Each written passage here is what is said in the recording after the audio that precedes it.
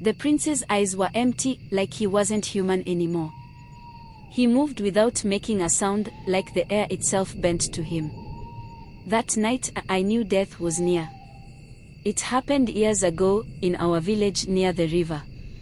We had heard of the wicked prince but never thought he'd come so far. He ruled in a kingdom to the north, where people whispered of dark things, disappearances, strange rituals, sudden sickness. But he was royalty. Who could stop him? One evening, when the sun was setting red over the trees, a group of men arrived.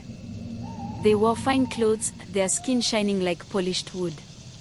At the head of them was the prince. He smiled at us, but it wasn't a kind smile.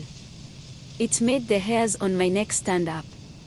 There was something wrong with him, something hidden just beneath his skin. He claimed he was on a journey to visit far-off lands, and he wanted to rest in our village for a night. Our chief couldn't say no. How could you refuse a prince?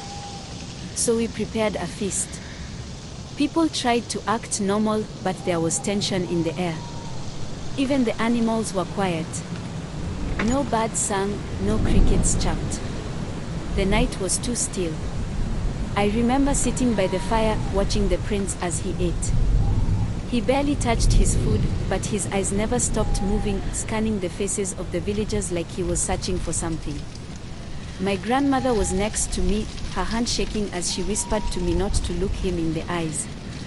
"There's a curse in him," she said, "and if he marks you, you're done for."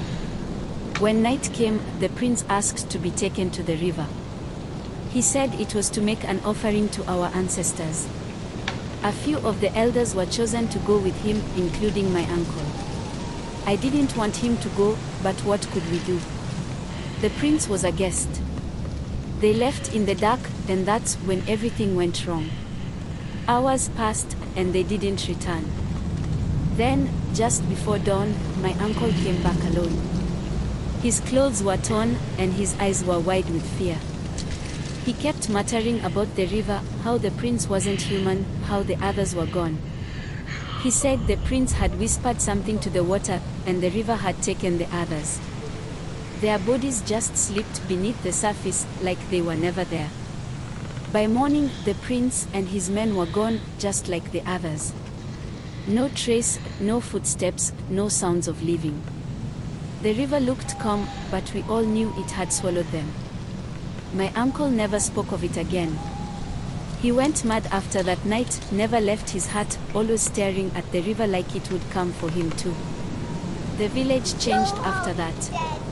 The crops failed, people got sick, and anyone who wandered near the river at night disappeared. The elders said the prince had left a curse behind, that his darkness had seeped into the water. No one goes to the river anymore. And me? I don't leave the house after dark. Not since I saw the prince's eyes. They haunt me still, like they're watching, waiting for the right moment to take me too.